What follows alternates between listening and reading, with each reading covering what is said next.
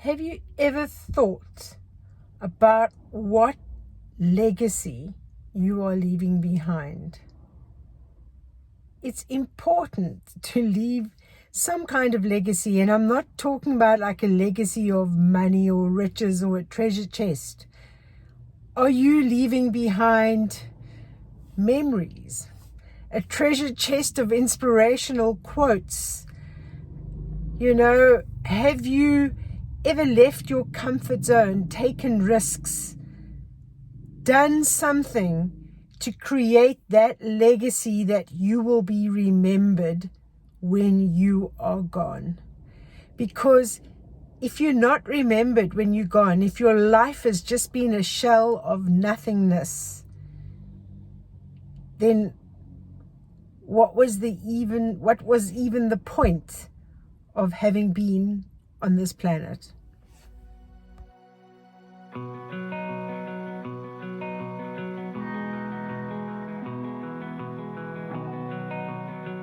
So I have, these are all those new IBC tanks that I got a little while ago. They've all been filled with water, so I'm now going to cover them with their tank covers. My problem is, although they're all filled with water, I have no way of getting the water out of them to use for anything. So yeah, I got tanks of water for when I need it. I just can't access it. May as well put the lids on them to keep things from falling into the water. Right, one cover on. I'm having to put them on the outside of the cage because they already have water in, and there's no ways I can lift a ton by myself to get the tank out the cage to put the cover on. Next, 2 tanks for covers.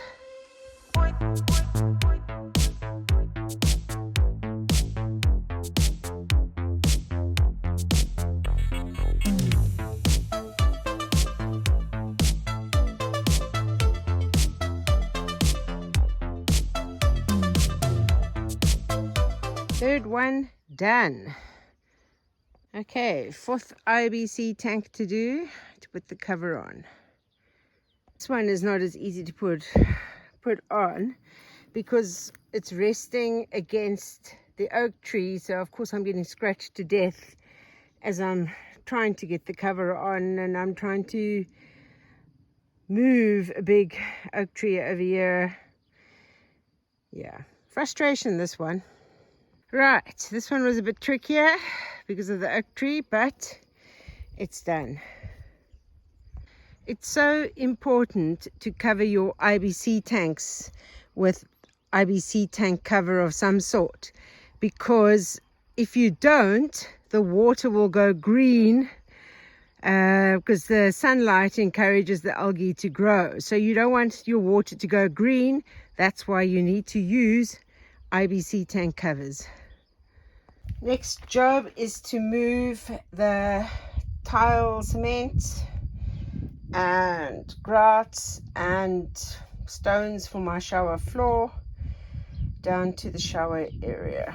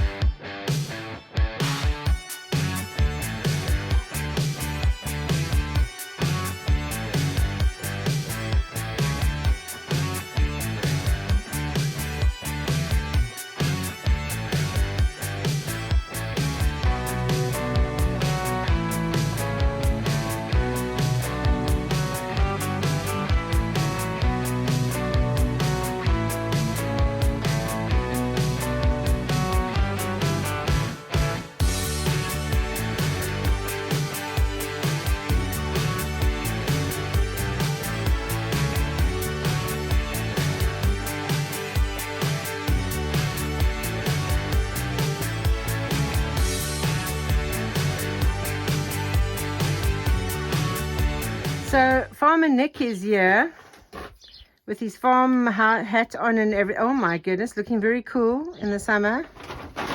He's going to be making the holes for the sink to be able to put the tap in and this trap and get this all connected. And then he's also going to plaster this wall at the back here. No, we're going to fill it out. We're not going to plaster it. Oh, he's not plastering it, he's filling it out.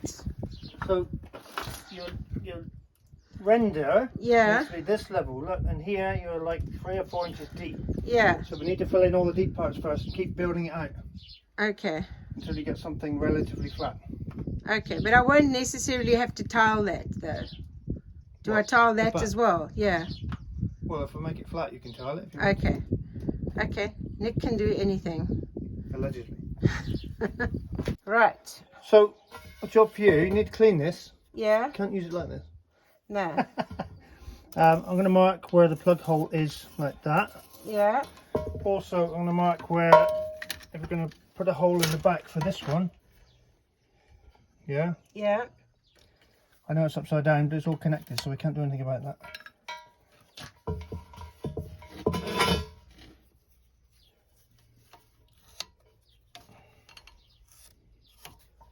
Yeah.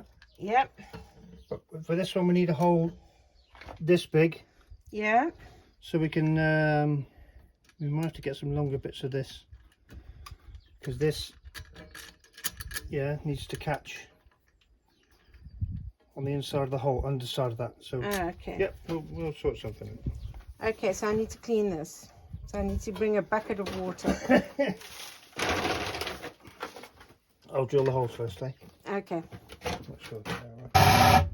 Some water to lubricate that.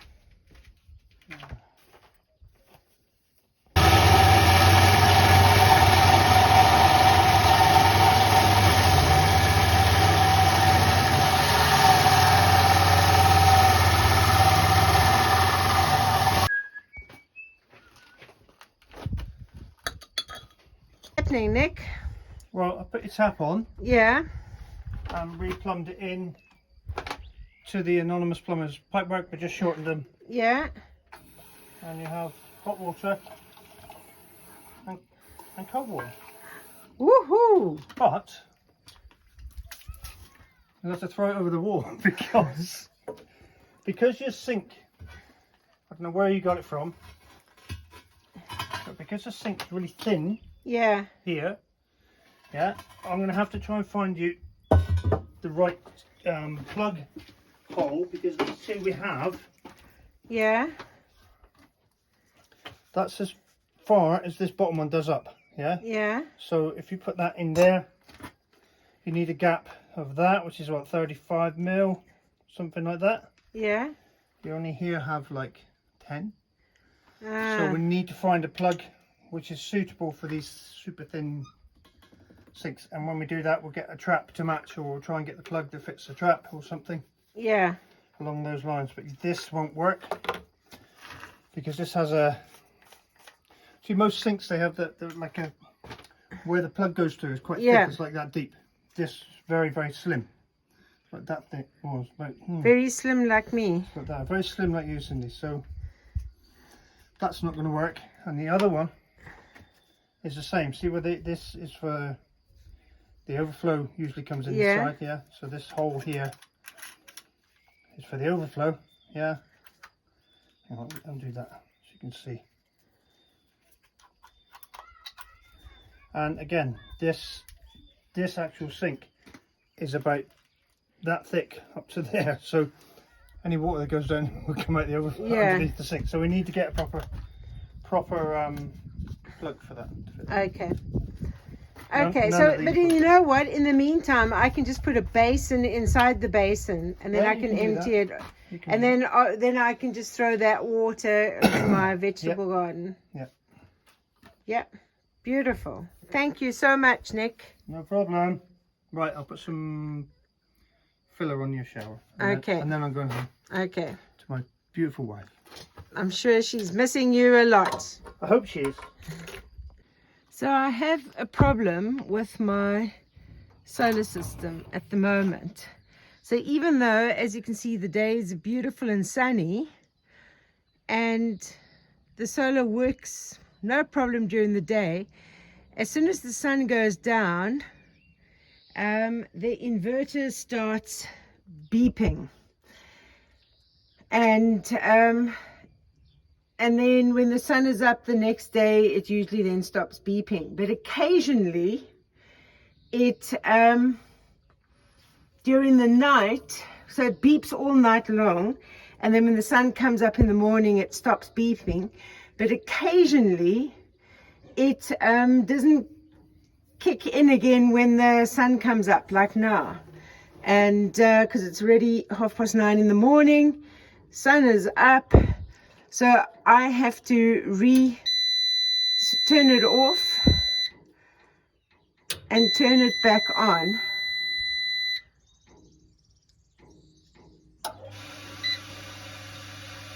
And now you can hear the pressure pump has kicked in over there, and it's able to run the power. It's but it's beeping, so there's still not enough light really to run things. So I wouldn't be able to put, for instance, the toaster on at the moment. I don't know, it doesn't seem to be, it seems to be able to run, once I've reset it, it's able to run. I mean, all I've got basically is my modem and the fridge and this pressure pump that only kicks in when I turn the water on. So it should be able to run more than a modem and a fridge. So I don't know. It seems like the batteries are not being charged at all. So I'm considering, if I run the generator today a bit, will that charge the batteries? I don't know. But it's like there's no charge in the batteries for nighttime. So this power is only running the use during the day and nothing at night. One would just think, with so much sunlight now during the day and no clouds, that it would charge the battery a bit. But you know what? It actually ran much better in winter when it was overcast, because the power cut out sometime during the night. So when I woke up this morning, there was no power. And we just had days and days of sunshine, so I don't understand it. Okay, the new arrivals. Not Nick and Andrea, but So this is Theo, not named by us. He's a lovely, gentle boy, and he kept getting beaten up by his dad. His dad. So you've got Theo, and then a male and female guinea fowl. Yeah. And then 4 others. And does she sit on, will she sit on eggs if I let her make babies? We haven't, because we've always taken the eggs, but she does lay well. So it's Audrey is the girl and Maurice is the boy. Audrey and Maurice. But you won't tell the difference. Yeah, Audrey's got a broken toe. Yeah, she had a wonky toe, but that's the only way to tell the difference, because and the noise they make apparently. Okay. The new arrivals in Bella Pedra. Do you want to take Theo as well? Yeah. A bit of food. Just get the food, yeah? Yeah. Oh, throw it in the food. You shut the door.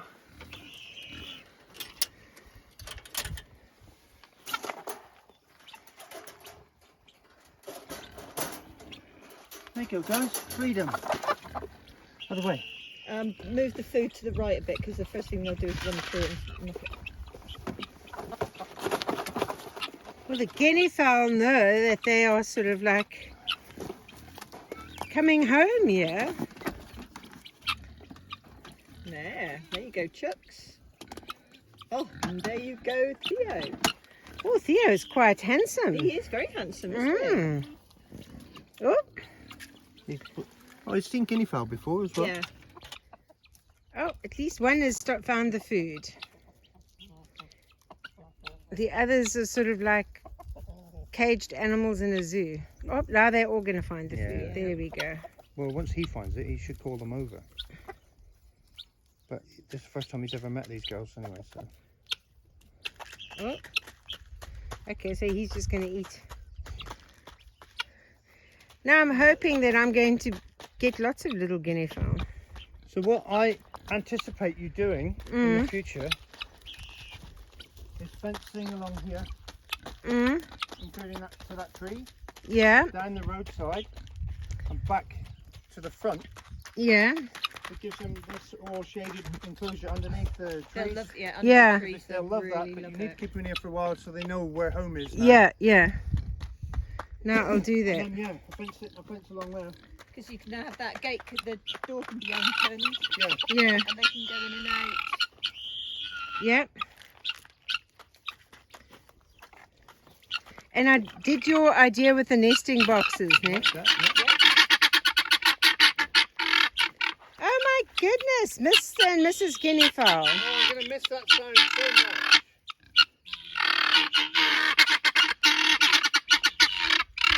Hello. So he has got slightly bigger wattles as well. Yeah. But it's definitely, if you look at her foot, she's just got to see that her right toe in the middle is a bit wonky. Yeah.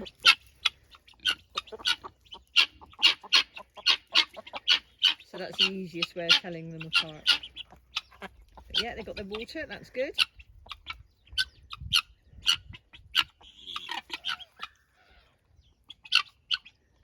Yeah. Cool. And they've got enough sort of shade under this thing as well.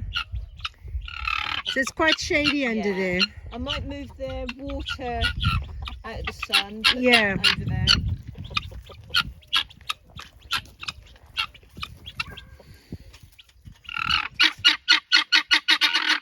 Well, thank you so very, very much, Nick and Andrea. No problem.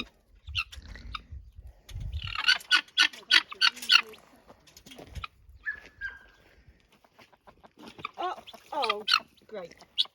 Yeah, that's what happens when I try to. Yeah, you've got to twist the top, Yeah, and then you can lift it up. we'll have to get refilled this evening. Yeah. Need some flat. Right. Oh, I'm spilling more of it now because there's nowhere flat to put it. Let's put their log there.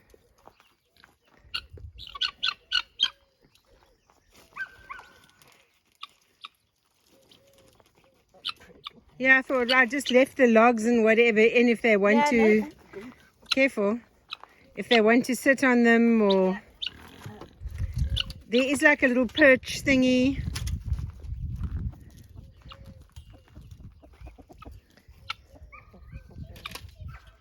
Coming out. I'm just coming to check. My olive trees this year are absolutely jam-packed full of flowers. So this should be, hopefully, if the wind doesn't blow the flowers or whatever away, a good harvest this year. I just love this olive grove. It's so beautiful. These trees are definitely a few hundred years old.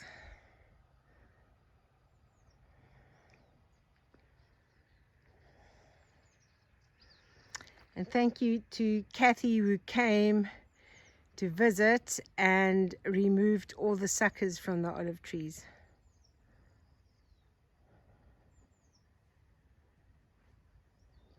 So Maggie is a destroyer of pig nipples. So she's not that wild about drinking from the pig nipple because she always wants everything to come very quickly. And, you know, you have to work at this. She doesn't like to work at it. So when she gets frustrated, she even though this is tied in and whatever, she flings it around so that, I don't know, it gets soil and stuff in.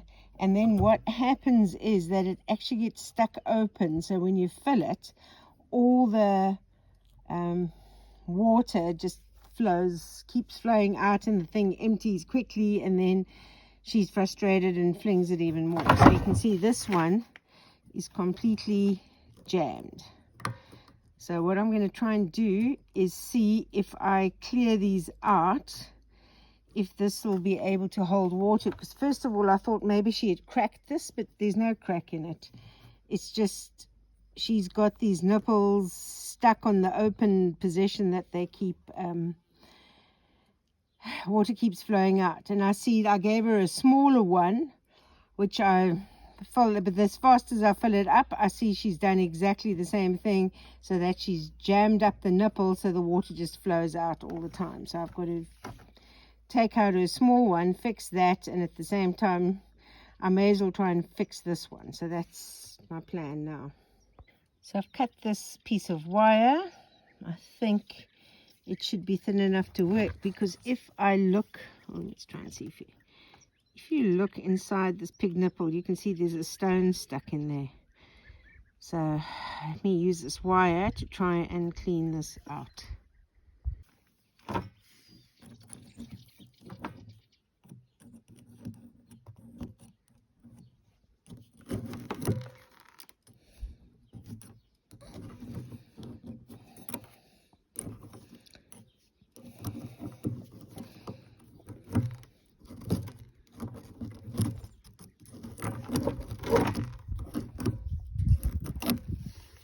Right, this is the one that she's blocked up again.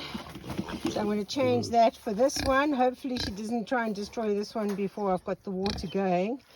And I'm thinking of opening the gate and letting Cinnamon Bun have access to Maggie's pen, because she's just got one piglet left now. The others have all gone to their new homes. And I don't want the piglet to feel lonely. So I think I might open up between the two of them. And then also there's just one water thing to fill up over here. Okay, I just emptied out the water from that into a flat thing. Maggie does prefer drinking out of the flat things, but the problem is, as soon as she's finished drinking, she always overturns it. So it doesn't give water for a long time. So I've got over here, we'll see if we can